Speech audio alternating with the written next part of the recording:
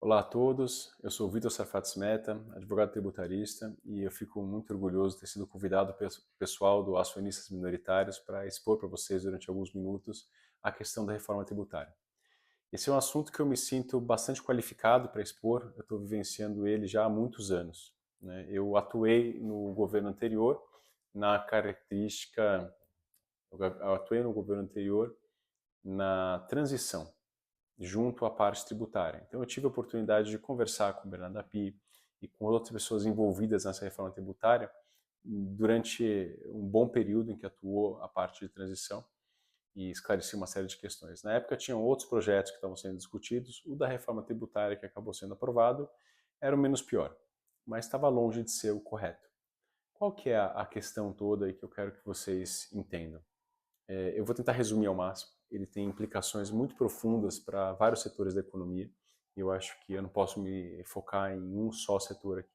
Então, eu vou tentar fazer uma explicação que seja objetiva, dentro da sopa de letrinhas que é a tributação no Brasil, cheio de exceções, cheio de casinhos e regrinhas, tentar passar a mensagem mais geral sobre todos os setores. Então, vamos lá, vamos ver se eu consigo.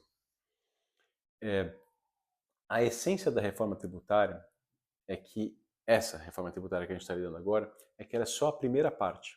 Você tem algumas formas de fazer a tributação no país. Você pode tributar a renda, você pode tributar o consumo, ou você pode tributar a propriedade.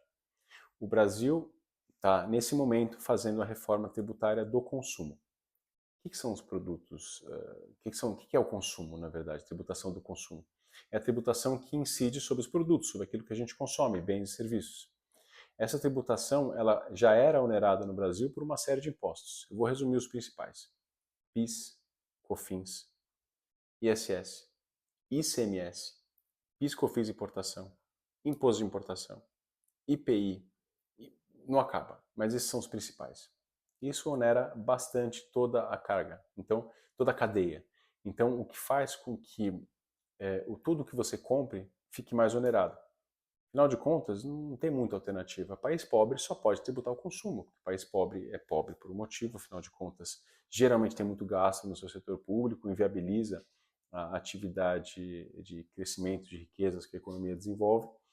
E isso tem que ser espalhado de alguma forma que as pessoas não percebam. Então você percebe, no Brasil a pessoa dificilmente recolhe uma DARF, né? Você recolhe uma DARF, você quer matar alguém. Todo tributo ele já vem retido na fonte. Então é uma pessoa sendo o seu fiscal, é um cidadão sendo o fiscal do outro, é um contribuinte enfiando o tributo no outro. E esse papel cabe às empresas. As empresas pegam os produtos, elas são os grandes repassadores de carga tributária, eles entucham todos aqueles impostos que o governo cobra e eles passam para você. Então, o seu iPhone custa o dobro, a sua TV custa o dobro, o seu serviço que você contrata custa o dobro, a gasolina muito mais do que o dobro e por aí vai. Então essa é a tributação em cima do consumo. País rico, no geral, desonera bastante as empresas e ele tributa a renda, porque país rico tem renda. O Brasil você tem 100, cento e poucas mil pessoas, 120, 30 mil pessoas ganhando acima de 50 mil reais. Essa é a sua base tributária essencial. Um país rico, você tem uma parcela significativa tendo uma vida de classe média. Uma vida de classe média, média alta. Então, o país rico tributa a renda. Então, eles não colocam uma carga tributária muito forte nos produtos, então você vai para os Estados Unidos, o produto é razoavelmente barato, mas o sujeito que mora em Nova York paga o imposto federal, o imposto estadual, paga 40% quase de carga tributária. Na Europa, 50% facilmente de carga tributária. Mas, em compensação, ele vendeu muito mais, o produto dele é muito mais atrativo. Então, lembrando, país rico tributa a renda, país pobre tributa o consumo. E existe uma alternativa, que eu brinco que é uma alternativa medieval, que é tributar a propriedade. É quando você não tinha nenhum meio de verificar quanto que essa pessoa tem, né? Você só olha os cavalos dele, você vê que ele tem uma fazenda grande, tem um castelo bonito, então você fala, eu vou te tributar porque você parece ser rico. Porque, afinal de contas, tributar a propriedade não é tributar a riqueza, né? É tributar patrimônio, é aquilo que o cara já tem. Você não sabe se ele tem dinheiro nem para manter aquilo. E isso o Brasil não faz, até então, de uma forma tão pesada, né? Esse é um tributo bem arcaico, ele vai ficando e por aí vai. Então vamos concentrar em explicar que a reforma tributária dessa etapa é a reforma tributária do consumo. os impostos que atingem a renda, que são especialmente o imposto de renda e a contribuição social sobre o lucro líquido, IR e CSL, eles, em tese, vão ficar para depois. Depois eu vou explicar que, na verdade, o Brasil está fazendo as duas reformas ao mesmo tempo, de qualquer jeito. Tudo ao mesmo tempo. Então vamos lá, vamos falar um pouco dessa reforma tributária que está sendo aprovada agora. Ela está completamente definida? Não, não está. Foi aprovada a parte menos importante dela, que são as regras constitucionais, o que fica, como que é o conceito geral dela. Peraí, alterou a Constituição e a parte menos importante dela foi aprovada? Sim. Porque, na verdade, qual que é a parte mais importante de um imposto? É a alíquota. Então, não estou nem aí se o imposto é ruim, mas ele é 0,5%. Ou se o imposto é bom e ele cobra 30%, eu estou bastante preocupado. E a gente assinou um cheque em branco, porque a reforma tributária ela não diz qual vai ser a alíquota. Ela fala o seguinte, a gente vai ter um período de implementação e quando ele estiver implementado, a conta do governo tem que fechar. Então digam para mim se vocês acham que isso é uma reforma tributária ou simplesmente um cheque branco dado para o governo para que ele possa colocar a alíquota que for necessário. O número mágico que tem sido discutido agora é em torno de 27%. 27%, eles falam que esse é o valor que vai fechar. Mentira. É com certeza 30% e possivelmente mais. Tá? A gente tem até 2033 para fechar esse negócio. Mas talvez eu estou passando um pouco do que eu deveria e eu quero explicar para vocês, afinal de contas, o que é essa reforma tributária. A essência dela é que ela é uma reforma baseada no sistema de IVA, Imposto de Valor Agregado. Ou seja, é um sistema de crédito e débito. É totalmente baseado no fato de que uma empresa compra insumos, ela repassa isso para a produção e ela vende um produto mais caro. Então você compra ferro, você faz um carro e esse carro é vendido por muito mais do que o preço do ferro. Então essa nossa reforma tributária, ela dá muito crédito, né? Ela viabiliza muito crédito. Então a empresa gasta energia elétrica, ela gasta gás, ela gasta insumo e isso tudo vira crédito. Então você tem uma alíquota alta em que esses produtos entram para você, você se acredita de tudo que o elo anterior da cadeia pagou e você passa um produto empurrando isso para frente. Para quem que isso fica? Para o consumidor final. Então se você tem 5, 10, 15 elos nessa cadeia empresarial, desde o cara que colhe o metal, até o cara que beneficia o metal, até o cara que importa o metal, até o cara que industrializa e por aí vai, todo mundo vai se acreditando um imposto do outro. Por isso que ele é um imposto de valor agregado. Você pega um produto de 100, você vende por 120, você tributa 20. O método de fazer isso, você aplica uma alíquota, vamos dizer que é de 30% em 100, então o imposto foi 30. Né? Você coloca depois a margem 120, então você vai passar esse crédito para o próximo da cadeia. Então, cada um vai pagando o seu imposto de 30%, pegando o crédito do anterior, menos a pessoa física no final, que não tem crédito nenhum. Qual que é o mais absurdo desse sistema? Ele é muito baseado em duas coisas. A primeira é uma situação industrial e o Brasil já não é mais um país industrial. Né? O Ocidente inteiro se desindustrializou brutalmente, então tem que se falar mais nesse formato. Esse é um imposto que faria muito sentido para a Europa, talvez dos anos 70, 80, né? Mas ele está chegando no Brasil, como sempre, muito atrasado. Né? Eu gosto de brincar que as ideias, quando elas ficam bem velhinhas, elas vêm no Brasil se aposentar. Então, depois que o mundo inteiro já percebeu que a economia hoje não é mais industrial, a base industrial está no Oriente, especialmente na China, aí o Brasil resolve olhar para a sua indústria e falar, vamos criar um imposto que beneficia vocês. Né? Esse é o primeiro ponto, está bem atrasado. O pior é que, na verdade, essa reforma tributária, ela readequa o peso da carga tributária, que estava bastante no segmento industrial e agora cai bastante no setor de serviços. E eu vou explicar. O setor de serviços, ele se sujeitava a uma gama menor de impostos do que os do setor industrial ou toda a cadeia de produção. Uma empresa de serviços, ela paga basicamente ISS, IR, CSL, PIS/COFINS. Parece muita letra, mas comparado ao que os outros pagam, é pouco imposto. No final das contas, dá 20%. A reforma tributária, ela pega 5 impostos e ela transforma em 3. O que faz com que, na verdade, o cara do serviço que não pagava esses impostos todos, comece a receber. Então, a reforma tributária, ela pega o IPI, que é o Imposto de Produtos Industrializados, pega o ICMS, que o cara do serviço também não pagava, pega o PIS/COFINS majorado, né, que era maior para as empresas industriais, que geralmente têm um lucro real, e pega não pega esses 4. O IPI, PIS/COFINS e o ICMS em especial, e ela transforma isso em 3. o IBS, o CBS e o Imposto Seletivo, IS. Então, na verdade, olha que benefício. A gente está fazendo esse AUE todo, vai demorar 50 anos de transição, para transformar 5 impostos conhecidos, com jurisprudência, com disputas e conhecidos pelas empresas, 5 impostos que vão virar 3. Né? Não parece uma conta muito boa.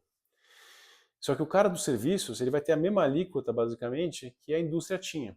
Então, se a indústria vai ter um bando de crédito, porque ela usa energia elétrica, porque ela usa insumo, porque ela compra um montão de produto, porque ela faz um monte de reinvestimentos, compra máquina, o cara do serviço, ele tem um insumo só, salário. E adivinha, o salário não gera crédito. Então, é assim, ela realmente pega muito pesado com o setor de serviços. Uma empresa do setor de serviços vai pagar aproximadamente o dobro do que ele paga hoje em dia. Tá? Então, pode pensar que um segmento de serviços paga hoje 20%, vai passar a pagar 40% sobre a reforma tributária facilmente. Tá?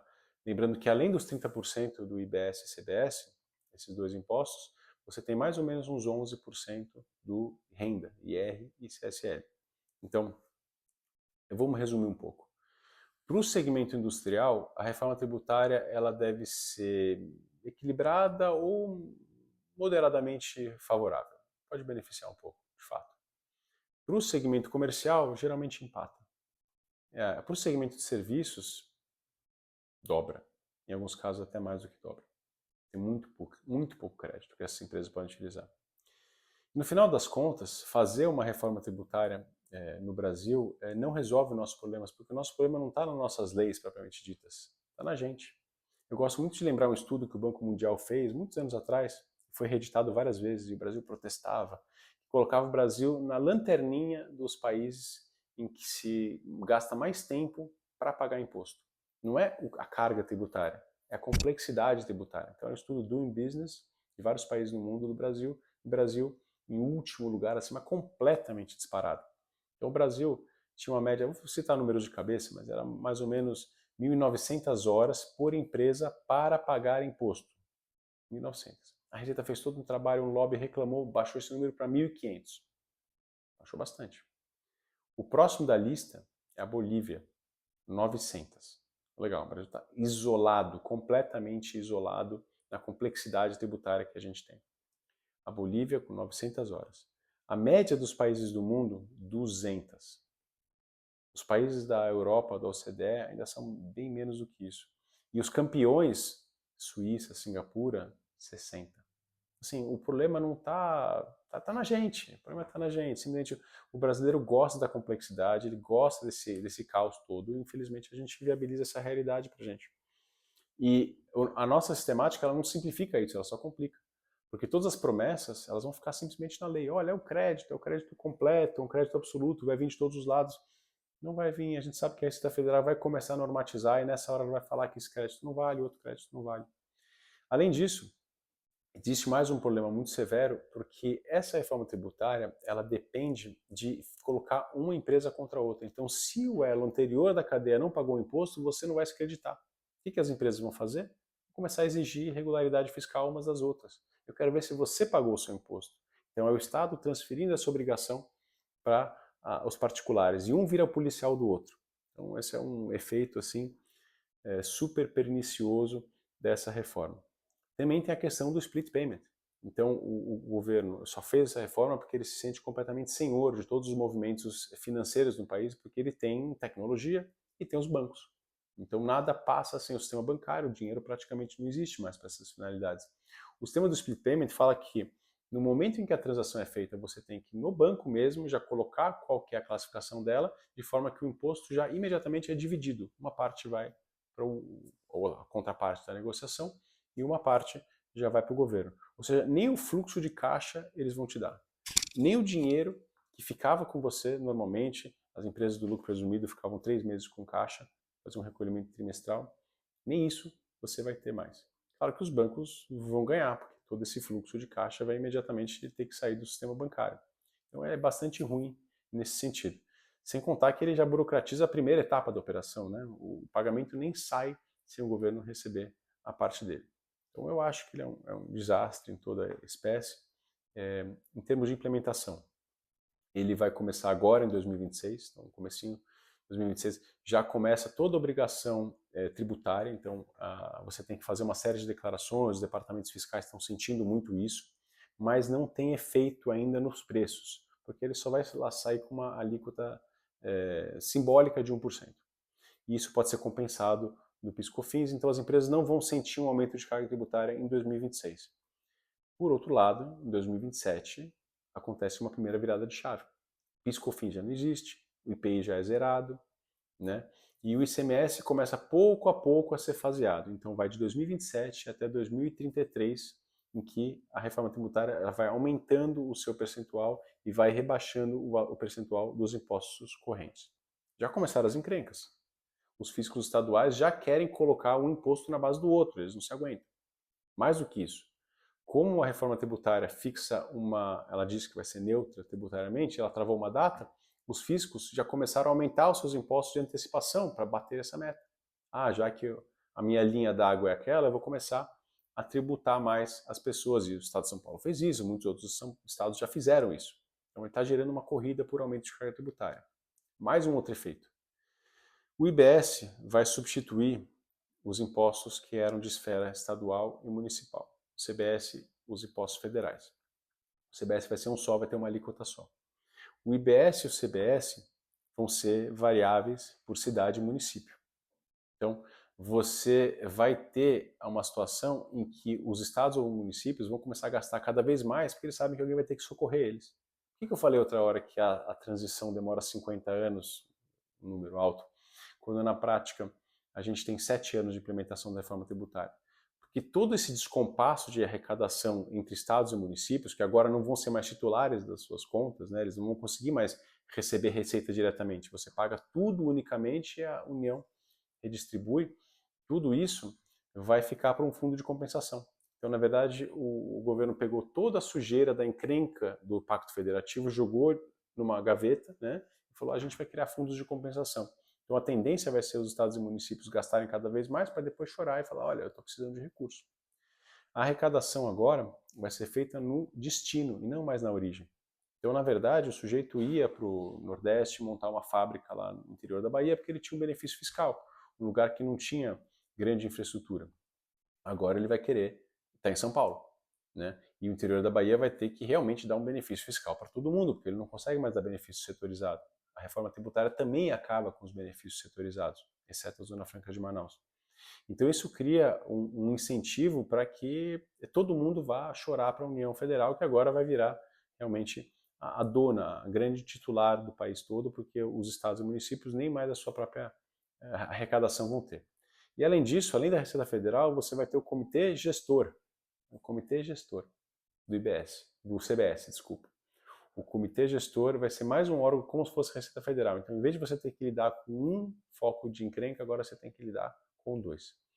Realmente eu não sou um grande entusiasta da reforma, ela já saiu por aí. Eu tinha falado no começo do vídeo que o Brasil está tributando tanto o consumo quanto a renda, e eu vou explicar por quê, porque ele lançou agora um imposto de renda que ele tem a coragem de chamar de mínimo, IRPF-M, Imposto de Renda da Pessoa Física Mínimo, que na prática é um imposto de 10% sobre retirada de dividendos. Ou seja, um sócio paga IR e CSL, na verdade isso é do sócio, né, sobre o lucro líquido, isso é do sócio, que é recolhido na pessoa jurídica, e o governo vai lá e coloca na retirada de dividendos mais 10%. Então o sujeito não está pagando só os 34% que ele já pagava para poder tirar o lucro. Agora ele está pagando 34 mais 10. Né? Pelo menos em muitos casos vai ser assim. A lei promete que vai colocar um redutor lá de carga que vai parar em 34, mas novamente não vai se aplicar praticamente para o setor de serviços. É bastante complexo. Eu consigo explicar isso para vocês, porque eu estou no setor há mais de 20 anos e consigo pelo menos entender bem, e eu espero que eu consiga me fazer claro para quem tem um pouco de conhecimento do setor tributário. É um manicômio, não é fácil de explicar essa sopa de letrinhas e como funciona isso. Eu espero que eu me fiz entender. Eu acho que eu passei aqui os principais pontos da reforma tributária, em essência, o que eu acho que ela vai ser. Eu acho que essa transição vai durar muito mais do que 7 anos. Eu acho que o nosso exemplo mostra, em últimas reformas que o Brasil teve, já teve várias, em que ela foi totalmente judicializada, tudo vira motivo para briga. O sistema tributário brasileiro ele é um grande gerador de conflitos, mais conflitos do que ele mesmo consegue resolver. Então, infelizmente, isso não vai ser resolvido e a gente vai continuar sendo o líder da tabelinha de países que mais gastam tempo para pagar imposto. O dinheiro mais desperdiçado da história, em que nem o fisco ganha, nem o contribuinte. Todo mundo perde, como diria a nada saudosa Dilma. Um abraço, tudo de bom. Bom dia, boa tarde ou boa noite. Não sei em que momento você está me assistindo. Mas eu estou aqui hoje para falar com vocês sobre a holding na reforma tributária. A gente vai abordar o que é uma holding, o que é a reforma tributária, o que a reforma tributária impactou na holding e quais são as soluções que a gente pode tratar nesse ambiente que a gente vai conversar hoje. Mas antes de falar sobre tudo isso, eu vou me apresentar. Meu nome é Túlio Martinez Minto, eu sou advogado. Há mais ou menos 20 anos eu tenho experiência na área jurídica, mas sou advogado há 15 anos. Sou sócio do escritório Martinez Minto Advogados, que leva o meu nome, e atuo com planejamento patrimonial e sucessório. E utilizo holdings, offshores, trusts, seguros, dentre diversas outras ferramentas para organizar o seu patrimônio e a sua vida. Eu também sou membro da Comissão de Planejamento Patrimonial e Sucessório na OAB. Além disso, eu também tenho produção acadêmica com 11 livros publicados e diversos outros artigos jurídicos. E também produzo conteúdo na internet, em diversas plataformas, diversas redes sociais. Então, se vocês me procurarem pelo meu nome, Túlio Martinez Minto, ou por Túlio M. Minto, vocês vão me encontrar e lá vocês podem acompanhar meu trabalho, acompanhar as novidades que saem aqui no Brasil praticamente todos os dias sobre esse tema. E como eu adiantei para vocês, vamos começar a nossa palestra deixando claro que vão ser 4 blocos. Primeiro bloco, o que é uma holding. Segundo bloco, o que é a reforma tributária. Depois a gente vai falar sobre os impactos da reforma tributária na holding e depois as soluções para a gente fugir desse manicômio chamado Brasil. Afinal, o que é uma holding? Uma holding nada mais é do que uma empresa que tem o objetivo de participar de outras empresas. Mas na prática a gente acaba adotando a nomenclatura holding com um alcance muito mais amplo. A holding, na sua essência, ela é uma pessoa jurídica que vai ter participação controlando outras empresas. E essa é a verdadeira holding, que tem o KNAI 6462-0/00. Só que na prática, a gente acaba chamando de holding também diversas empresas, principalmente patrimoniais. E aqui nesse ponto eu tenho certeza que você já deve ter ouvido falar dos termos holding familiar, holding patrimonial, holding imobiliária, holding mista, holding rural, holding médica ou qualquer outra holding que existe aí no mercado. E sinceramente, isso nada mais é do que uma gourmetização que o mercado criou. E nós, profissionais, a gente acaba adotando essas nomenclaturas por questões didáticas. Pensando em holding na sua essência, sua grande função é concentrar participações societárias de pessoas físicas para que esse patrimônio fique mais organizado, com uma gestão e governança melhor e dando mais privacidade e proteção para a pessoa física, que não vai ter diretamente que ter o seu nome envolvido nos negócios das empresas e nas operações que ele pode vir a participar. Falando agora em holding familiar e em holding patrimonial, seu objetivo é diferente. Sua grande função é gerir o patrimônio e os negócios que esse patrimônio pode desencadear. Por exemplo, uma holding que tem vários imóveis dentro e o objetivo dela vai ser explorar atividades imobiliárias por meio de uma pessoa jurídica. A holding, enquanto estrutura empresarial, ela facilita a sucessão patrimonial de uma geração para outra, porque através dela os negócios não vão parar. Se, por exemplo, um sócio da holding falece e essa holding foi bem construída, as coisas vão continuar funcionando normalmente, diferente de quando o patrimônio está na pessoa física e tudo é travado pelo inventário. Só que além de tudo isso, com a holding a gente consegue adquirir outros benefícios tributários que não existem na pessoa física, por exemplo, no caso de exploração de atividades imobiliárias. E tem mais, a holding cria ainda uma camada adicional de proteção e privacidade, evitando que eventuais processos ou execuções recaiam diretamente na pessoa dos sócios. E principalmente evitando que o nome dos sócios apareçam nas operações cotidianas dessa empresa. Agora que a gente fez uma breve introdução do que é holding, vamos falar onde que a holding se encaixa dentro da reforma tributária. A reforma tributária é um conjunto de leis que vem alterando a forma de arrecadação dos impostos em praticamente todos os tipos de operações no Brasil. Ela começou com a Emenda Constitucional 132 de 2023, que foi a base da reforma tributária. Aí na sequência veio a Lei Complementar 214 de 2025, que também, quando era um projeto de lei, era conhecida como PLP 68. E aqui sim teve a criação das regras práticas de implementação de IBS e CBS. E ainda em trâmite, com previsão de ser aprovado em 2025, vem o PLP 108, que trata também de IBS-CBS, mas também ele fala sobre as formas de arrecadação e partilha entre os entes da federação.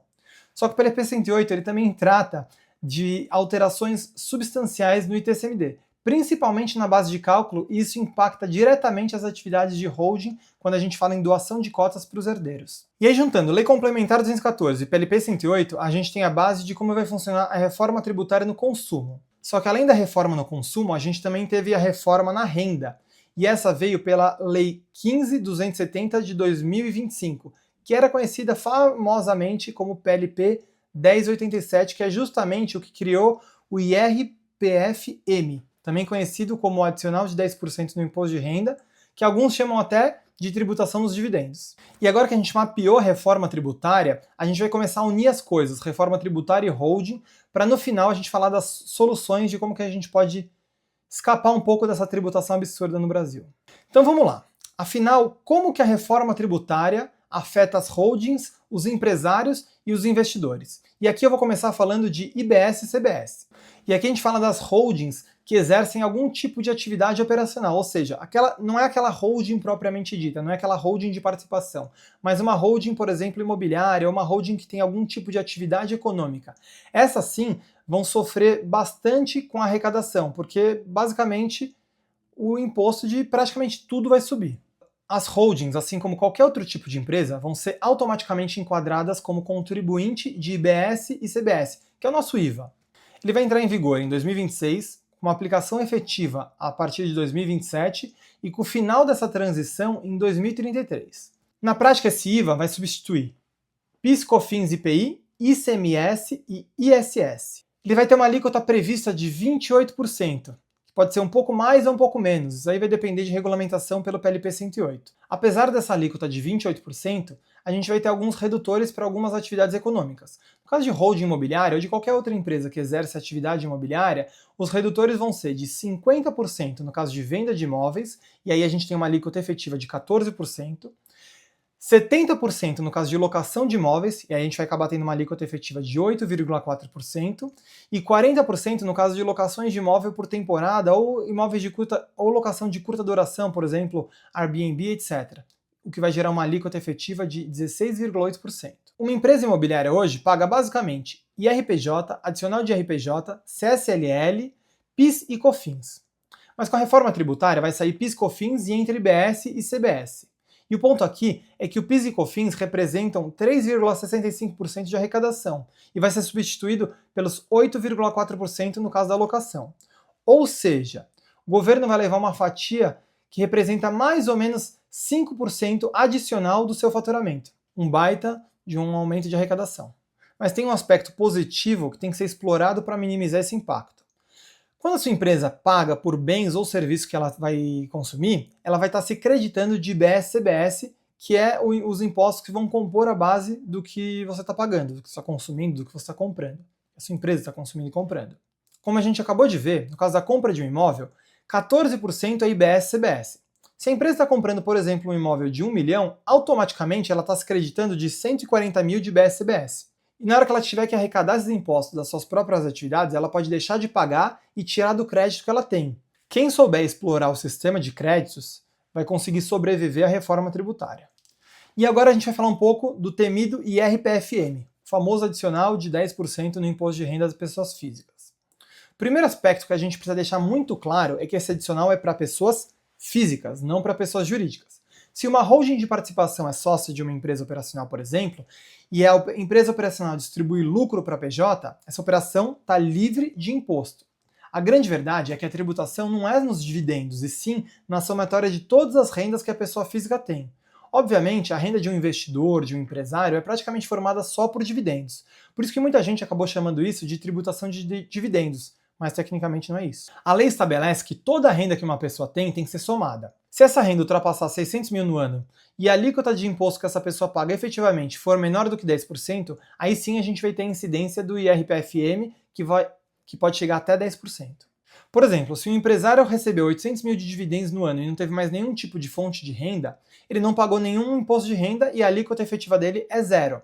Nesse caso, utilizando a forma que está lá na lei que foi aprovada, a alíquota de imposto que ele vai ter que pagar é de 3,33% sobre os 800, o que dá um total a ser pago de imposto de renda naquele ano de R$ 26.640.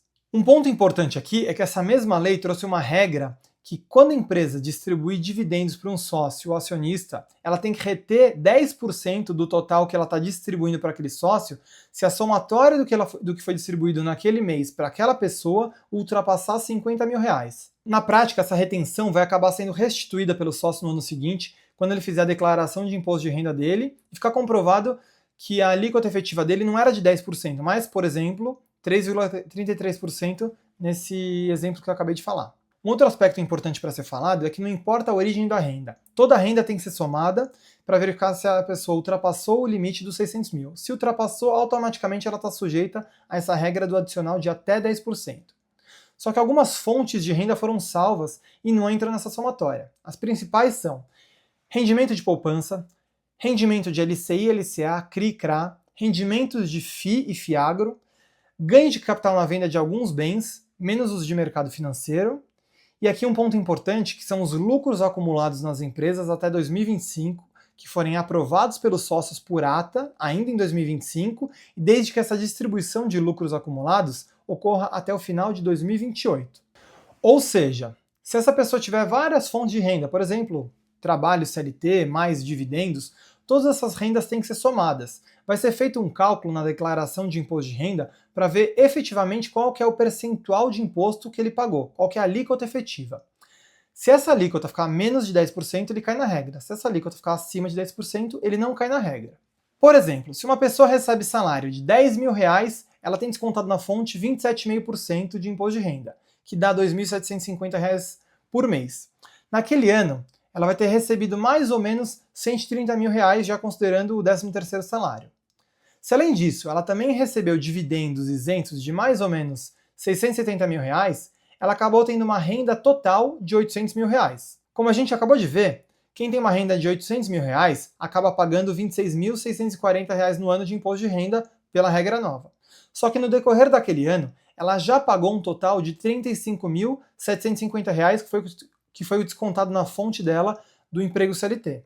Ou seja, nesse caso, apesar dela ter recebido R$ 670 mil no ano de dividendos, que é acima do limite de 600, ela não vai ter que pagar adicional de imposto de renda nenhum, porque a alíquota efetiva dela ficou acima do que a lei exige. E de uma forma bastante resumida, é assim que funciona o adicional de imposto de renda.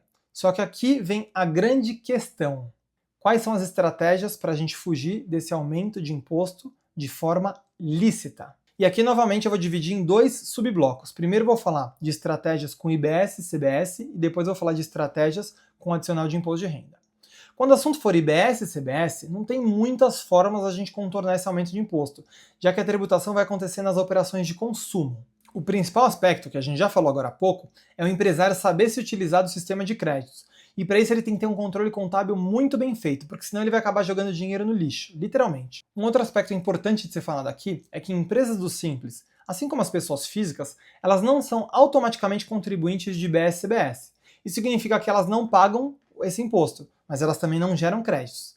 A depender do ramo de atividade, algumas empresas vão preferir fazer negócios com empresas que geram crédito, por exemplo, as do lucro presumido e do lucro real, porque elas vão acabar adquirindo esses créditos. Algo que possivelmente pode acontecer é que empresas do Simples podem acabar perdendo competitividade a depender do ramo, mas isso é uma coisa difícil de a gente afirmar e só o tempo vai deixar claro pra gente se isso aí vai acontecer ou não. Fato é que o empresário vai precisar saber reprecificar os seus preços de produtos, de serviços, etc. Porque obviamente o imposto sempre é repassado. E um aspecto jurídico aqui é que é muito importante ficar ligado nos contratos de longo prazo, como os de prestação de serviço ou até os de locação. Se os contratos não forem muito bem feitos a ponto de prever reajuste de preço de acordo também com os aumentos tributários, o empresário vai acabar perdendo dinheiro e saindo no prejuízo. E agora eu vou partir para o segundo bloco, que é falar do IRPFM, ou seja, do adicional de 10% de imposto de renda, que eu tenho certeza que é o que todo mundo aqui está esperando.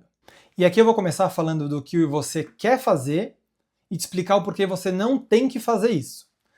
Eu tenho certeza que passou na mente da maioria das pessoas que já que ela não pode tirar mais do que 50 mil, ela vai jogar os gastos pessoais dela para a empresa ou para a holding. Verdade ou não? O principal ponto aqui é que a fiscalização já sabe que isso vai acontecer. E os meios de fiscalizar isso estão cada vez mais apurados. vai ter muita gente, muita empresa sendo autuado por gastos pessoais na empresa. E qual que é a repercussão disso? Esses gastos vão ser retirados da empresa. Se essa empresa for do lucro real, vai aumentar um aumento de imposto devido pela empresa. Já para o sócio, o impacto é que, independente do regime tributário, esses gastos vão ser desenquadrados como da empresa e vão ser jogados para a pessoa física. Só que eles não vão ser jogados como distribuição de lucro e a Receita te cobrar 10% a mais. Eles vão ser enquadrados como prolabore, que é a regra geral de pagamentos de uma empresa para sócio. E qual que é a consequência disso? 27,5% de imposto de renda retido na fonte pelo sócio e mais 20% de INSS patronal, além de multa de 100% por sonegação e correção monetária pela Selic. Acho que está claro que jogar gastos pessoais na pessoa jurídica não é uma boa estratégia. Mas então o que a gente vai fazer? Uma estratégia muito interessante, mas que não é possível para todo mundo, é a holding. Como a gente viu, a retenção de 10% na distribuição de lucros é só para a pessoa física e não para a pessoa jurídica, ou para pessoas que não são domiciliadas no Brasil. Mas quem receber esses dividendos for uma empresa, não tem retenção de imposto de renda e nem pagamento no futuro. E aqui certamente você está se questionando, beleza, o lucro saiu de uma empresa, entrou na outra, e essa outra empresa que adquiriu o lucro vai ter que distribuir para os sócios. E aí vai ter que reter o imposto de renda. E é exatamente isso que acontece. Mas nem sempre você vai querer distribuir todo o lucro para a sua pessoa física. A ideia aqui é distribuir o mínimo possível de dividendos só para o sócio poder sobreviver. Com certeza, grande parte do que os sócios e investidores ganham é reinvestido. E alguns investimentos faz muito sentido se eles forem feitos via PJ. Por exemplo, se o sócio vai explorar uma atividade imobiliária, ele nem precisa mandar o dinheiro para a pessoa física. Ele pode fazer com que a holding compre esses imóveis e ela explore essa atividade, até com uma redução de imposto via PJ e evitando que os rendimentos desse novo empreendimento, os aluguéis, por exemplo, inflem a renda da pessoa física dele, levando ele a pagar ainda mais imposto de renda. Uma outra possibilidade aqui é aquela pessoa que tem várias empresas e que acaba tirando dinheiro de uma empresa para investir na outra. Nesse caso, uma holding é uma ferramenta ideal para fazer com que o dinheiro não circule pela pessoa física, mas ele fique exclusivamente dentro da pessoa jurídica holding e essa sim redistribui o dinheiro entre as outras empresas. E aí certamente você está se pensando, legal, mas e se o custo de vida desse empresário for maior do que 50 mil? Ele não vai precisar distribuir isso e reter o imposto na fonte e vai acabar caindo automaticamente na regra do adicional? Não necessariamente. Pode ser que parte dos gastos desse empresário tenha uma natureza mais empresarial do que pessoal. Por exemplo, almoço com cliente, contratação de serviços para a empresa, mas que está sendo feito em nome do sócio, compra de insumos para a empresa no cartão de crédito do sócio, dentre diversas outras situações que a gente tem que analisar caso a caso. E aqui, saber dividir o que são contas da empresa e o que são gastos pessoais vai fazer toda a diferença no dia a dia e no pagamento de imposto. Por exemplo, um médico que vai para um congresso representar a clínica. Não é defensável que os gastos dessa viagem, passagem aérea, hospedagem, locomoções, alimentação e etc., sejam custeados pela clínica e não pelo sócio? Eu penso que sim.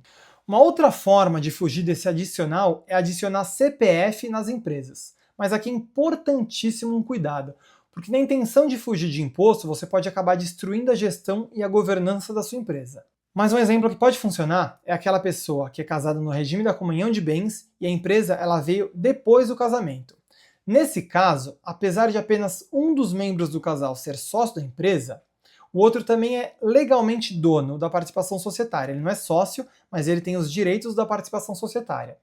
E aqui vale avaliar se vale partilhar aquelas cotas entre dois CPFs e incluir o outro cônjuge. Assim, automaticamente, você dobrou o seu limite de distribuição de dividendos de 50 para 100 mil reais para a família. Existem também outras estratégias um pouquinho mais sofisticadas que demandam um cuidado um pouco maior para elas não serem enquadradas como abusivas. Uma delas, por exemplo, é a contratação de previdência privada por parte da empresa. Existem empresas que bonificam seus sócios, seus empregados, com previdência privada. Eventualmente, pode ser uma saída para que a empresa não distribua todo aquele lucro e aplique aquele dinheiro dentro de uma previdência em que o beneficiário é o sócio. Só que a gente tem que saber calcular o custo de uma previdência, a escolha do regime tributário, o tipo de previdência, a política de alocação dos ativos, as taxas de administração para entender se essa estratégia faz ou não sentido e até avaliar o custo de oportunidade, a perda da oportunidade que aquele sócio vai ter se ele tivesse aquele dinheiro na mão e não retido num produto de previdência. Uma outra alternativa aqui são seguros de vida de acumulação contratados pela empresa, mas que os beneficiários são os sócios, que eles futuramente vão poder resgatar esse dinheiro, se assim eles decidirem, ou eles podem carregar esse produto, nessa previdência, até o momento do sinistro dele, ou seja, do falecimento. Ao receber esse dinheiro de seguro, em teoria, esse dinheiro ele é isento de imposto de renda por lei. Só que aqui é importantíssimo cautela e um estudo mais aprofundado, no caso específico, para identificar os custos da operação, o custo de oportunidade, os riscos envolvidos, principalmente diante de uma fiscalização. Essas são apenas algumas das estratégias que eu pude trazer para vocês hoje. Certamente outras existem e outras vão vir a existir no decorrer do tempo.